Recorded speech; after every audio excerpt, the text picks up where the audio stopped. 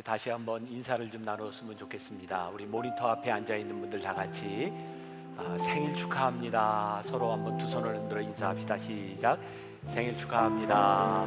네, 고맙습니다. 자, 여러분들과 함께 오늘 말씀을 나누게 되는데, 오늘은 하나님과 세상을 연결하는 다리가 되다, 이런 제목으로 말씀을 나누려고 합니다. 본문 말씀을 두 개를 선택을 했습니다. 하나는 마태복음 11장 28절, 또 마태복음 28장 20절. 수고하고 무거운 짐진 자들아 다 내게로 오라, 내가 너희를 쉬게 하리라. 그리고 가라, 내가 너희와 함께 하리라. 이 말씀은 만나교회가 40년 전 시작할 때, 그 잠실 벌판 광야에서 시작할 때 내걸었던 두 개의 문구이기도 합니다. 저런 성구가 늘 만나교회에는 붙어 있었어요. 그리고 여러분들 들어오는 저 현관 앞에도 보면 돌에 새겨져 있습니다. 저는 저 말씀을 보면서 오늘 이렇게 이런 생각을 해보게 되었어요. 예수님께서 내게로 오라, 내가 너희를 쉬게 하리라. 이 말씀이 40년 전 참 이렇게 팍팍한 삶을 살아가던 사람들에게 쉼을 주는 이야기였구나. 또 쉼을 얻은 사람들에게 가라, 내가 너희와 함께 하리라 라고 말씀하셨을 때 이것은 힘을 주는 말씀이었구나. 그래서 이 말씀은 쉼과 힘에 대한 말씀이었구나. 어떻게 생각하세요? 네. 근데 이 말씀을 제가 담임 목사가 돼서 2대 목회를 하면서 그렇게 해석을 했죠. 모이는 교회와 흩어지는 교회. 아마 여러분들이 참 만나교회에서 많이 듣는 말 가운데 하나일 거예요. 하나님께서 우리를 오라라고 말씀하신 이유는 너희들이 흩어져서 사명을 감당하라 라고 하는 목적을 이루기 위해서. 그래서 오는 이유와 가는 목적이 있는 교회, 이게 만나교회가 가지고 있는 굉장히 중요한 목회 철학이죠. 이렇게 수없이 이야기를 하다 보니까 만나교회에서는 꽤 오래전에 토요 예배를 시작하게 되었고, 또 코로나 이전에 우리는 미디어 교회를 시작하면서 사람들에게 만나교회만 머무는 것이 아니라 믿음을 가진 여러분들이 흩어지십시오 라고 하는 사역을 자연스럽게 할 수 있었던 것 같아요. 또 만나교회에서 여러분들이 신앙생활을 하면서 느끼는 것 중에 하나는, 만나교회에는 두 가지 단어가 여러 곳에 들어가 있습니다. 하나는 브릿지라고 하는 말이고, 또 하나는 파구스라고 하는 말이에요. 하나님과 이 세상 사이에서 교회가 중간 역할을 해야 되겠다, 다리 역할. 또 교회와 세상 속에서 우리 교회는 이것을 연결하는 다리가 돼야 되겠다. 그래서 여러분들이 잘 알고 있는 BTD, 브릿지 트레스 디아스라고 하는 영성 훈련은 하나님과 우리들 사이에 다리의 역할을 하고, 또 우리 교회가 시작한 월드 휴먼 브릿지라고 하는 NGO 단체는 교회와 세상을 연결하는 다리의 역할을 하고 있죠. 그래서 저희 교회 사역에는 브릿지라고 하는 말들이 계속 들어가고 있어요. 자, 그 다음에 우리 교회 카페 이름이 뭐죠? 파구스. 우리 교회 지하 1층에 있는 레스토랑 이름이 레스토랑 파구스. 그리고 교회 건물 맞은편에 있는 교육관 이름이 공간 파구스. 이 파구스라고 하는 이름이 계속 들어가고 있어요. 이 파구스라고 하는 말은 사도 바울이 아테네에서 복음을 전할 때 아레오빠고라고 하는 광장에 모여서 말씀을 전했어요. 믿지 않는 사람들과 만나서 토론을 했던 장소가 아레오빠고입니다. 아레오빠고라고 하는 말은 두 개의 단어가 겹쳐져 있는데, 아레오와 바고, 아레오는 화성이라고 하는 말이고 바고는 언덕, 힐이라는 뜻을 가지고 있습니다. 제가 만나교회 카페를 만들 때 하나님 이 공간이 파구스, 언덕이 되게 하여 주옵소서. 어떤 언덕이냐면 예수 믿는 사람과 믿지 않는 사람이 만나는 언덕이 되게 하여 주옵소서. 여러분들이 지금 카페 파구스를 참 자연스럽게 이렇게 이용을 하고 계신데, 그 당시 저 카페를 만들 때 쉬운 일이 아니었어요. 왜냐하면 저기 탄천변으로 있는 그 입구, 교회 벽을 다 헐어서 입구를 냈기 때문이죠. 왜냐하면 그때 예수 믿지 않는 사람들과 교회가 컨택 포인트를 가지기 위해서는 교회의 담을 좀 헐어야 되겠다. 그래서 교회 입구를 통하지 않고 밖에서 바로 들어올 수 있는 문을 만든 거였어요. 그리고 제가 파구스에게 두 가지를 부탁했어요. 첫 번째, 이 교회 파구스 안에 십자가를 걸지 마십시오. 두 번째, 찬송가를 틀지 마십시오. 이유는 예수 믿지 않는 사람들이 일단 이 안으로 들어와서 교회 안으로 들어갈 수 있도록 통로의 역할을 해야 되기 때문이죠. 그렇게 파구스는 한국 교회에 굉장히 큰 영향력을 끼치는 카페가 되었어요. 여러분들 잘 모르시지만 이 파구스 분점이 전국에 한 30개 가량 있습니다. 저희가 시작해서 교회들 또 미혼모들이 사업할 수 있도록 만들어준 저기 여수에 있는 여울마루에 가도 파구스가 있습니다. 그런 사역들이 우리 교회에서 이루어졌었어요. 자, 창립 40주년을 맞이해서 우리가 그런 역할을 하는데, 그러면 하나님께서 우리를 이 공동체로 불러주신 이 모이는 공동체에 대한 이유를 다시 한번 우리들이 생각하고 우리가 해야 될 일들을 다시 한번 생각하는 시간이 이 40주년에 필요하겠다는 생각이 들었습니다. 오늘 설교는 조금 길 예정입니다. 그렇게 알고 들으세요. 자, 공동체라고 하는 것은 어떤 것일까? 요즘 젊은이들이 결혼 잘 하려고 하지 않습니다. 왜? 함께 사는 거 불편하고 힘들다고 생각하죠. 요즘 젊은 사람들이 또 아이를 많이 잘 낳지 않습니다. 아이 키우는 것 쉽지 않습니다. 공동체라고 하는 것은 뭔가 함께 한다고 하는 것인데, 가족도 이렇게 힘든데 전혀 생면부지의 사람들이 만나교회 공동체라고 하는 이름으로 모인다고 하는 것이 얼마나 힘든 일이겠습니까? 함께 하는 것이 싫어서 우리는 자꾸 자기들만의 공동체를 만들려고 하는 경향이 있는 것 같습니다. 바로 이 부분에서 저는 자기 성찰이 필요하다. 우리 교회에 우리들의 자기 성찰이 좀 필요하다는 생각을 합니다. 우리가 정말 중요한 성경 구절을 잊고 있죠. 요한복음 3장 16절, 하나님이 세상을 이처럼 사랑하사. 그런데 우리는 요즘 자꾸 이 말씀을 하나님이 교회를 이처럼 사랑하사라고 생각하는 경향이 있는 것 같아요. 그래서 하나님을 이 교회 안에 자꾸 가두어 두려고 하는 경향이 있는 것 같습니다. 가만히 생각해 보세요. 지금 교회는 이 세상을, 하나님이 사랑하셨던 이 세상을 사랑하고 있는가, 아니면 이 세상과 원수가 되어 있는가? 참 많은 부분에서 교회가 세상과 원수가 되어 간다는 생각이 들지 않으세요? 또 하나, 이번 코로나를 통해서 교회가 이 세상 가운데서 완전히 외떨어진 섬이 되어버린 듯한 느낌을 가지게 됩니다. 뭔가 교회 공동체의 역할이 제대로 살아있지 못하다는 생각을 합니다. 게다가 더 나아가서 이 코로나가 이런 현상들을 더 심화시킨 부분인데, 교인들 가운데도 이제 교회를 다니면서 우리들이 믿는 이런 공동체, 이런 것도 좋지만 나는 내 마음대로 좀 예수를 좀 믿고 싶어. 그게 유튜브라고 하는 것을 통해서 굉장히 많이 확산이 됐어요.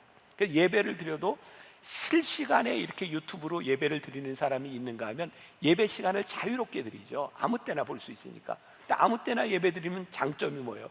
예배를 딱 시작했는데 찬양이 마음에 안 들어. 그럼 이렇게 건너뛰어. 대표 기도가 길어. 또 건너뛰어. 설교를 듣다가 마음에 안 들어. 꺼. 그리고 마음에 드는 곳에 들어가요. 헌금도 내가 좋아하는 일에 프로젝트가 있으면 헌금을 하고, 그렇지 않으면 하지 않아요. 내가 원하는 신앙들을 계속 찾아가는데, 가만히 보면 우리들이 주님의 기쁨과 모이는 공동체의 올바른 모습들이 아니라 굉장히 이기적인 공동체의 모습으로 변화되는 것들을 보게 돼요. 그런데 이런 현상들이 과연 떠나는 사람에게 문제가 있는가, 아니면 지금 현재 기존 교회에 문제가 있는가? 미국의 여론 전문가죠. 조지 바나라고 하는 사람이 교회 다니지 않는 사람들, 교회를 떠난 신앙인들에 대하여 그들은 혁명가들이다, 이렇게 이야기를 했어요. 제가 조금 글을 읽어드립니다. 혁명가들에 관한 흔한 오해 중 하나는 그들이 교회를 떠났다고 해서 하나님도 떠났다는 것이다. 하지만 우리가 조사한 바로 교회를 떠나면서 하나님과 완전히 멀어진 사람들도 있지만, 오히려 하나님을 더 많이 원하지만 교회에서는 그렇게 할 수 없어서 교회를 떠난 사람이 훨씬 더 많다. 그들은 더 건강한 신앙 경험을 짜깁기 해서 진지한 신앙을 추구하기로 결심했다. 지금 교회 공동체가 무너지는 많은 일들 가운데 우리 자기 성찰이 필요한데, 공동체를 떠나가는 사람들에게만 문제가 있는 것이 아니라 교회 공동체가 어떤 모습을 가지고 있었는지를 우리들이 분명히 보아야 된다는 거죠. 교회를 떠나간 사람들은 단순히 기존 교회 공동체에 대하여 반항하는 것이 아니라 어쩌면 기존 교회에 대한 좌절감으로 교회를 떠나가는 사람들이 많이 있다는 거예요. 그들은 교회에 가는 것보다 내가 교회가 되지라고 하는 생각으로 교회를 떠나갈 수도 있다는 거예요. 그들은 매주 와서 듣던 이 교회 설교, 이 설교자의 말 가운데서 말로만 그치는 것이 아니라 진짜 놀라운 예수님의 이야기 속으로 직접 들어가서 살기를 원하는 사람들이 이 땅 위에 참 많아졌다는 거예요. 그래서 자기 성찰입니다. 우리 교회가 어떤 공동체를 이루고 있는가를 보아야 되는 거죠.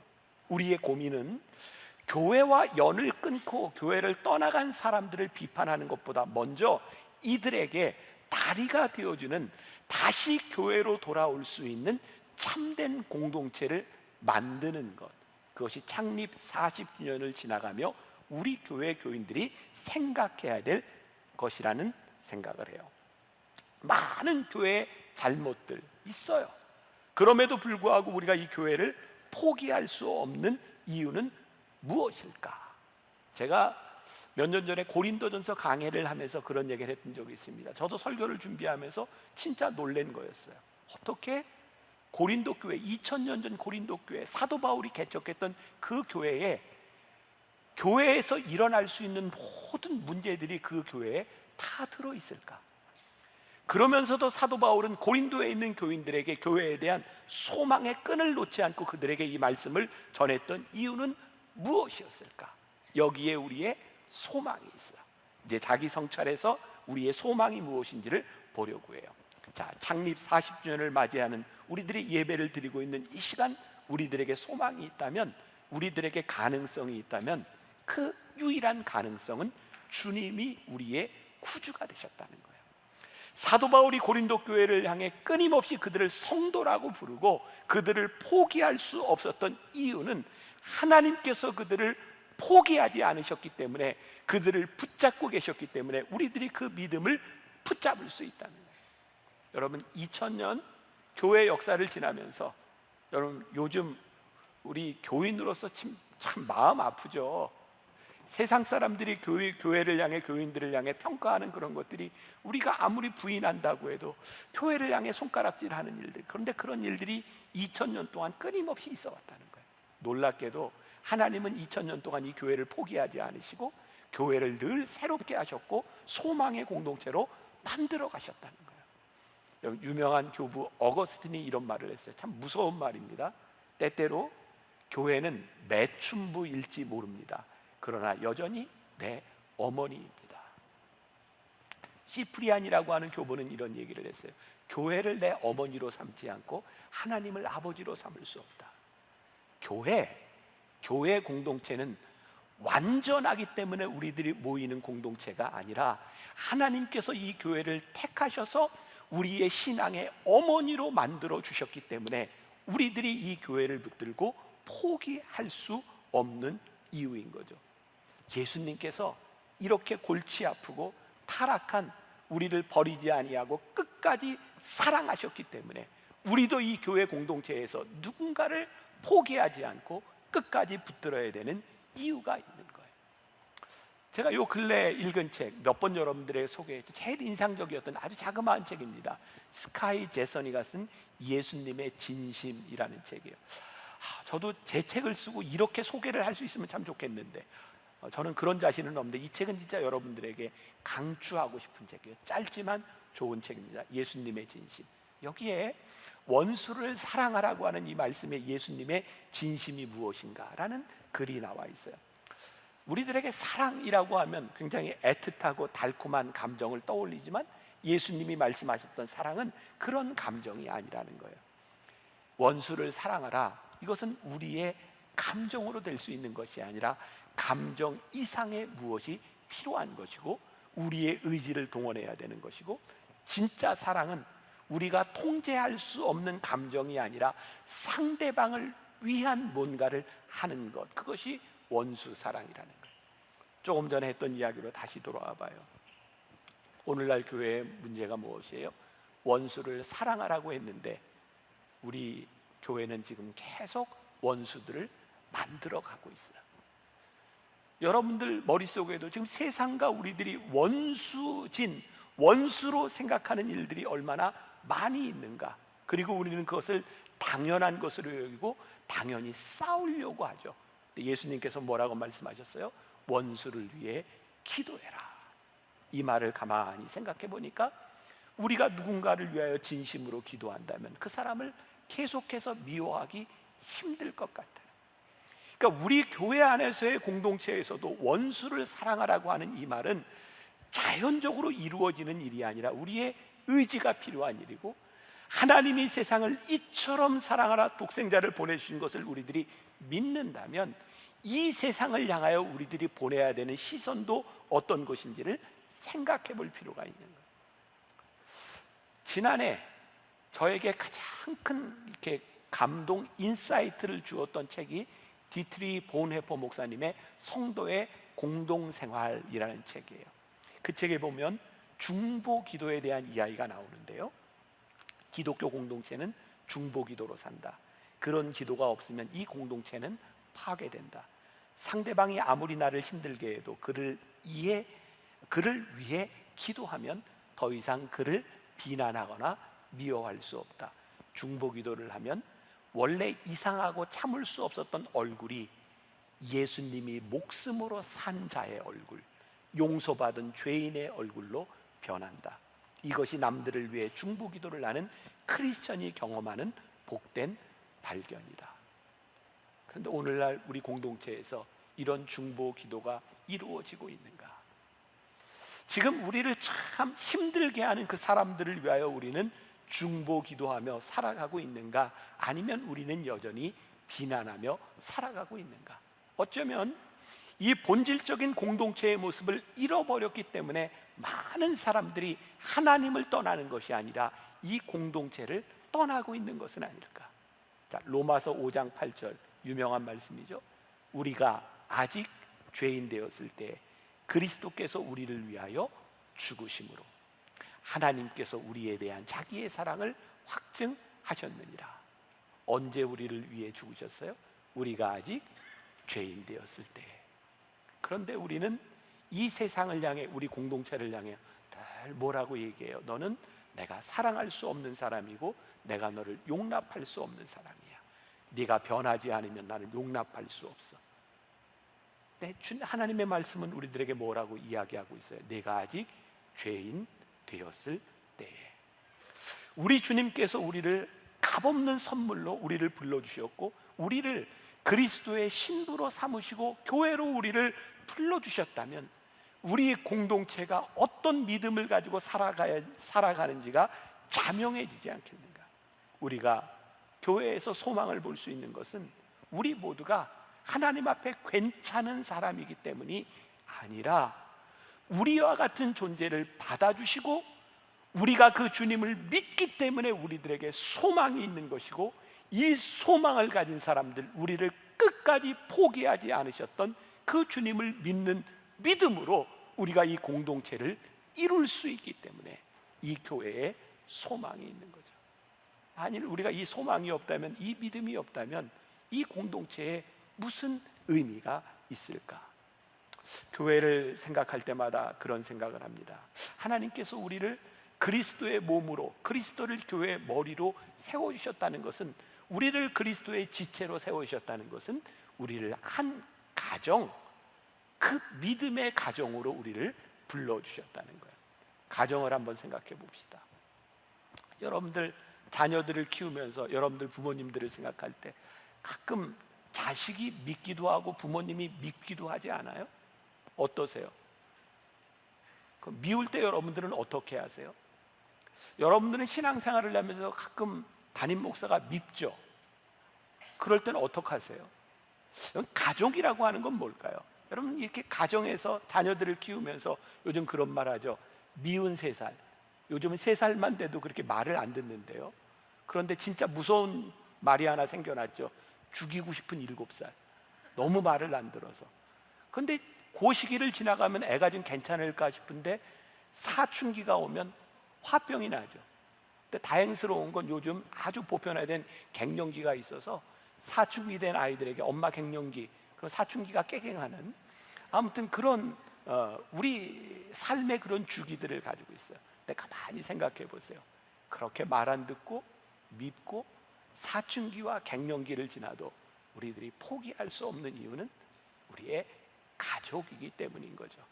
그때를 참아주고 인내하고 우리의 삶으로 초대하고 그 시간들을 지나가며 단단한 가정을 이루어가는 것이 참된 가족이 되어가는 거죠. 지난 2년 코로나를 지나면서 아마 어떤 분들은 그런 생각을 하게 될 거예요. 야, 2년 동안 교회에 오지 않고 이렇게 온라인으로 예배를 드려보니 참 좋다. 부대끼지 않고 이렇게 예배를 드릴 수 있으니 참 좋다. 좋다는 것이 옳은 것은 아니죠. 하나님께서 우리를 공동체로 부르신 이 이유, 우리들이 힘든 이 가정에 가족이 되는 여정 속으로 들어가서 복된 공동체를 만들 수 있을 때 여기 모이는 사람들의 이유가 있고, 그리고 여기 모인 사람들이 그 모인 이유로 끝나는 것이 아니라 어떻게 하나님의 나라를 이루어갈까를 고민하기 시작할 때, 저는 그런 꿈을 꿔요. 많은 전문가들이 코로나 이후에 더 이상 교회는 사람들이 이전처럼 모이지 않을 것입니다. 아니요, 저는 진정한 가족의 공동체를 원하는 사람들이 다시 교회를 찾아올 수 있는 소망을 만들 수 있는 것이 우리 교회라고 믿습니다.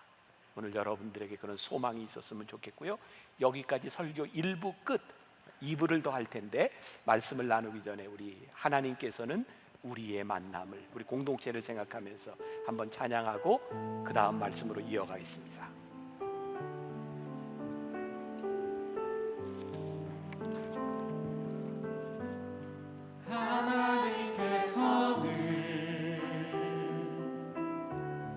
우리의 만남을 계획해 놓으셨네. 우린 하나 되어 어디든 가리라. 주 위에 서라며 무엇이든 하리라. 당신과 함께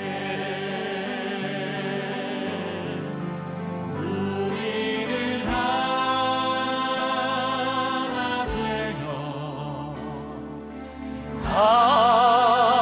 함께 건네 하늘 아버지 사랑 안에서 우리는 기다리며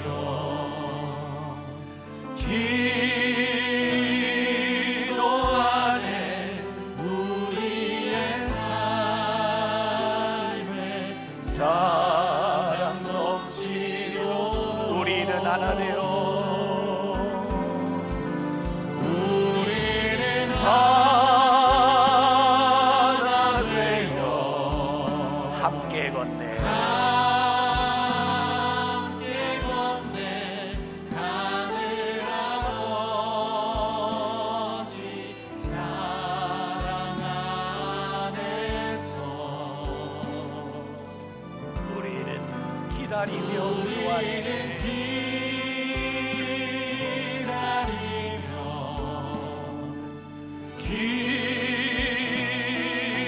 기도하네.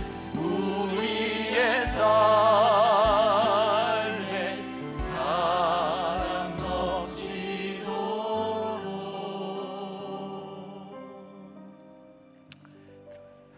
오늘 설교가 좀 길어서 전략을 이렇게 짰습니다. 전반부에 딱 끊고 잠을 깨고 후반부로 넘어가야 되겠다. 느낌이 굉장히 짧은 느낌이 들죠? 자, 이게 짧은 설교가 끝나고 또 하나의 짧은 설교가 있습니다. 자, 이제 우리들이 공동체로 우리를 불러주신 이 아름다운 공동체에서 우리들이 해야 되는 일들은 무엇일까? 이 세상을 하나님의 나라로 만들어가는 브릿지 사역이 우리들에게 주어진 앞으로 우리 만나교회가 해야 될 역할이다라고 하는 것을 저를 통해 보게 하신 하나님의 비전을 여러분들과 나누어 보려고 합니다. 이전에 우리 교회는 단순히 이렇게 흩어짐에 대한 이야기를 많이 했어요. 담장을 넘고 여러분들 흩어지십시오. 그런데 이 흩어짐에 대한 의미를 가만히 생각해 보니까 단순한 흩어짐이 아니라 조금 더 책임적인 것, 그것이 무엇일까? 그게 다리, 브릿지라는 생각이 들었습니다. 이 세상에 교회가 존재함으로 인해서 하나님 나라의 다스림이 가능케 만들어주는 하늘나라와 하나님의 나라와 세상을 연결해주는 다리의 역할을 우리들이 하면 좋겠다. 하나님께서 우리 만나교회에 부어주신 저는 큰 은혜가 있다고 생각해요.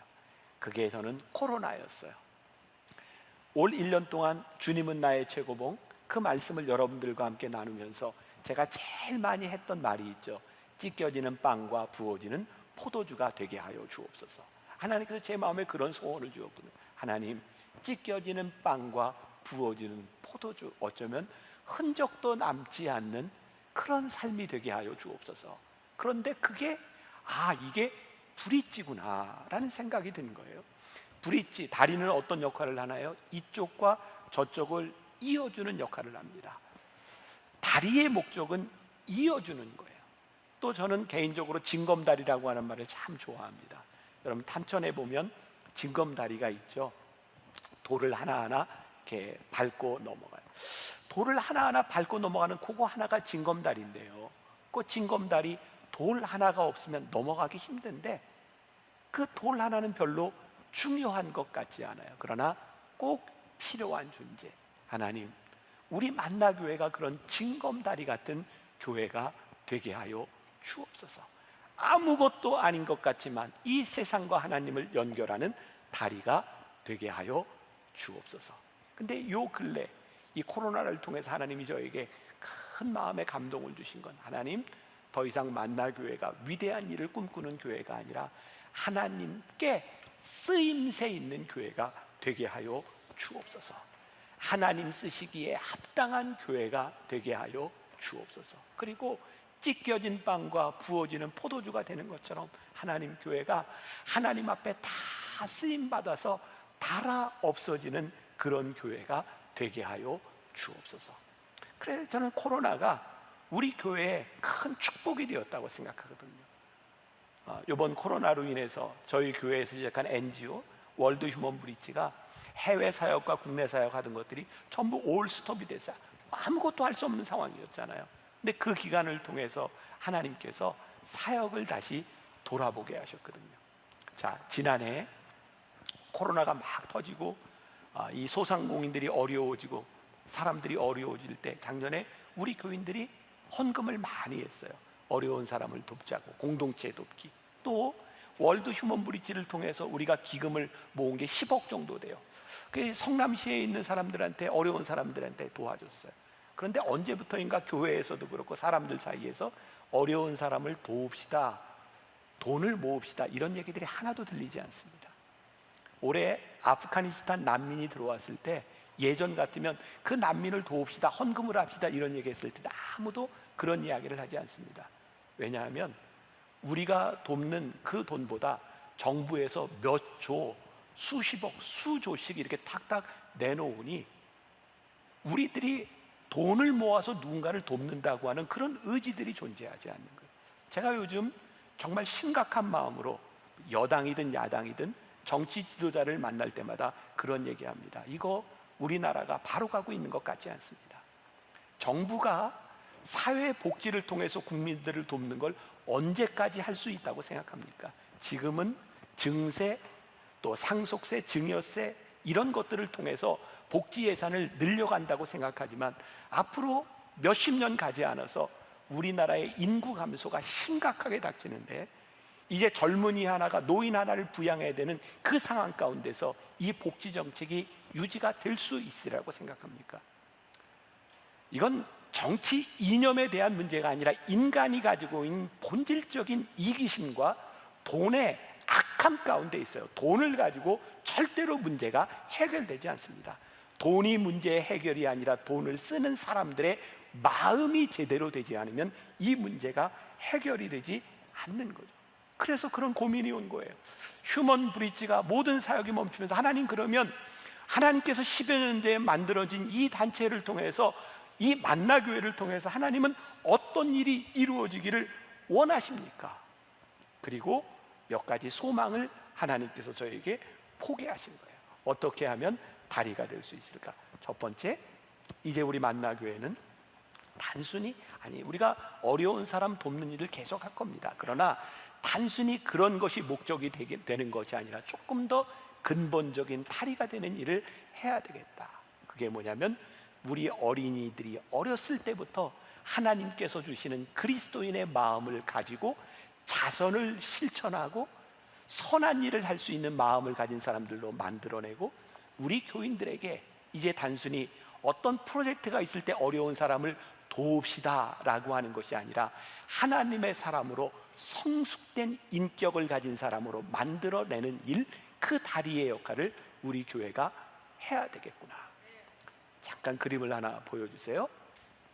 자, 저기에 조금 어려운 말이지만 아랫대라고 하는 말과 프락식스라는 말이 있어요. 아랫대라고 하는 말은 우리들이 가지고 있는 생각, 교회와 성도들이 자선을 실천할 수 있는 성숙된 의식을 이야기하는 거예요. 이제 이게 더 중요한 일이겠구나. 그래서 지난 1년 동안 이 교육을 가능케 하는 자료집을 우리들이 만들었어요. 이제 만나교회가 이것을 보급하는 일, 교재로 만드는 일들을 하게 될 거고요.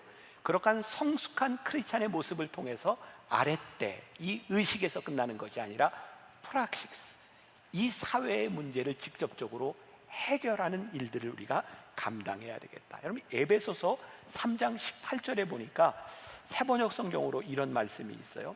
모든 성도와 함께 여러분이 그리스도의 사랑의 너비와 길이와 높이와 길이가 어떠한지를 깨달을 수 있게 되고, 이제 우리 만나교회는 단순한 이례적인 도움이 아니라 그리스도인의 마음으로 하나님의 사랑의 깊이와 넓이와 이 모든 것을 알 수 있는 그런 사람으로 만들어가는 일, 이런 R&D의 역할들을 만나교회가 해야 되겠다.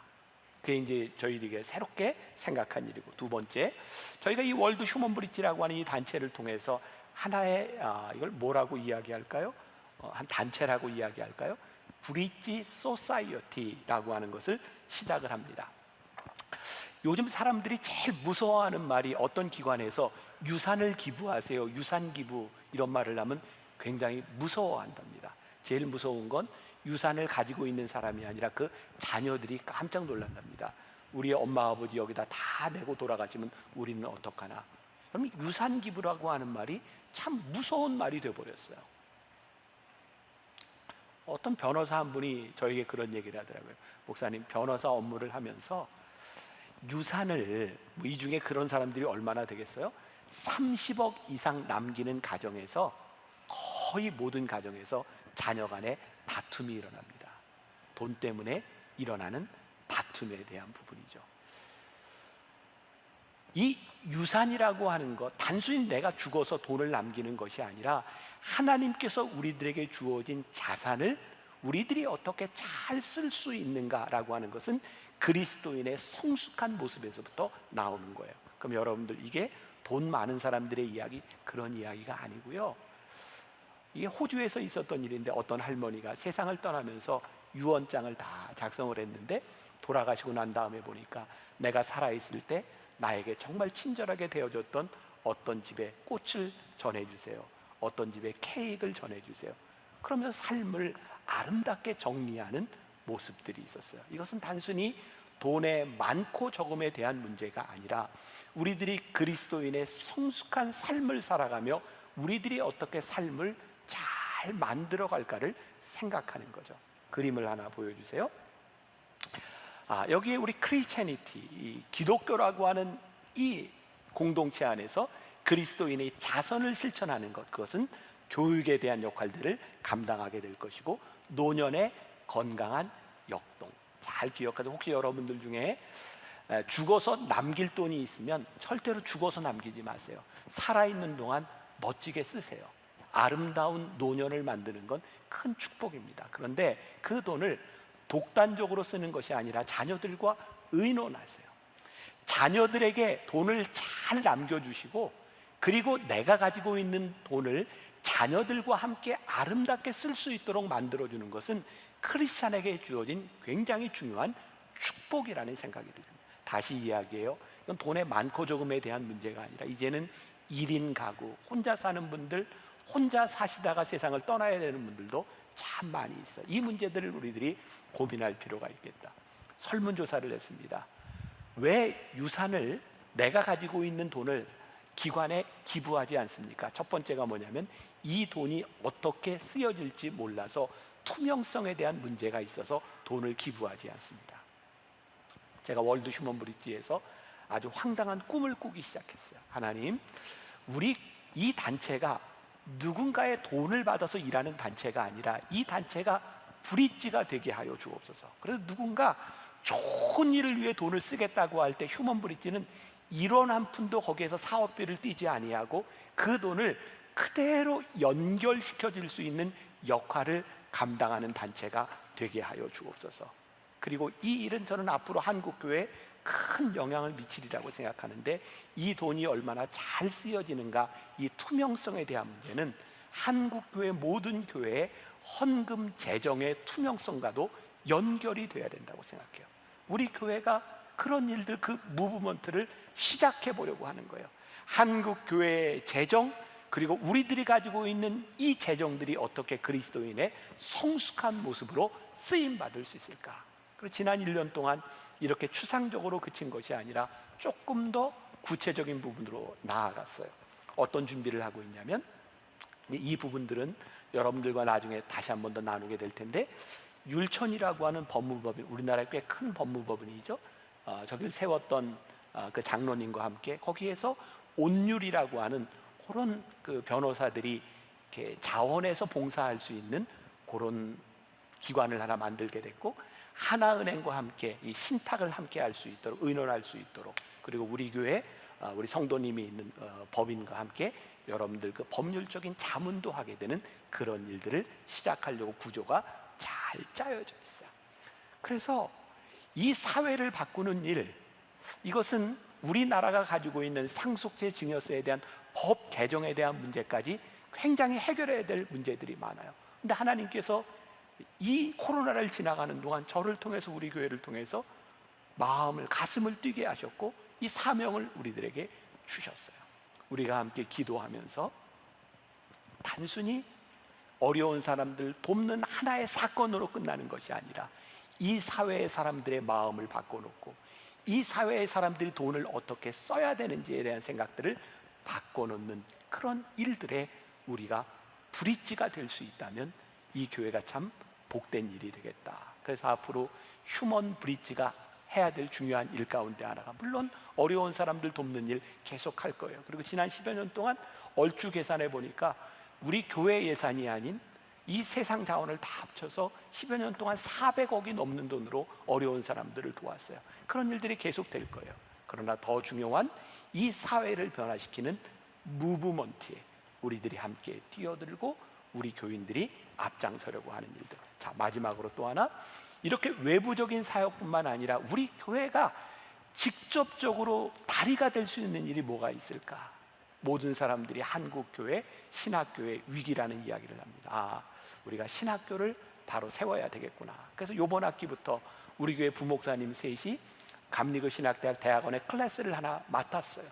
그래서 신학생들을 가르치는 일을 하고 있고, 또 미디어 펠로우라고 해서 앞으로 다음 세대의 미디어를 배워야 될 사람들, 세상에 저희가 한 사람씩 이렇게 발굴을 해서요, 매 학기 6명씩 발굴을 하는데 미디어 펠로우로 교육을 시키는 사람한테 300만 원씩 장학금 줍니다. 돈을 받고 가르치는 게 아니라 돈을 주고 가르쳐요. 그 아이들에게 제가 그런 얘기를 합니다. 너희들이 가서 학교를 살리는 사람이 되면 좋겠다. 학생들의 의식을 바꿔놓고 새로운 시대를 준비하는 사람들이 되었으면 좋겠다. 그렇게 신학교 사역을 하고 있고, 또 신학교를 졸업하고 이제 목회를 하는 사람들, 그 사람들을 위해서 지금 가장 필요한 게 리더십과 설교라는 생각을 하거든요. 제가 뛰어나서 뭘 하겠다고 하는 것이 아니라 좋은 분들과 함께 다음 세대를 이렇게 훈련시키는 리더십을 만드는 일들, 그리고 또 하나 우리 교회 안에 평신도 리더십을 세우는 일들을 해야 되겠다. 그걸 가칭 브릿지 미니스트리, BM이라고 잡았어요. 앞으로 우리 교회 장학선교위원회가 BM 미니스트리를 감당하게 될 거예요. 이제 단순하게 장학금을 주는 차원 이게 우리가 해야 될 일들이 아니구나. 왜? 이미 정부에서 반값 등록금, 그리고 어려운 사람들에게 다 장학금을 주는 복지 정책이 다 만들어졌어요. 우리는 이제 돈으로 하는 일이 아니라 사람을 키우는 브릿지 미니스트리를 해야 되겠구나. 우리 장학위원회가 새롭게 출범합니다. 여러분, 만나교회가 이 브릿지, 귀한 사역을 하는 일들, 제가 여러분들과 함께 앞으로 비전을 계속 나누게 될 텐데, 이 창립 40년을 기해서 새롭게 시작하는 이 일들이 담임 목사의 일, 누구의 일이 아니라 우리의 일이 함께 되어서 꿈꾸는 그런 일들이 이루어질 수 있기를 주님의 이름으로 간절히 소원합니다.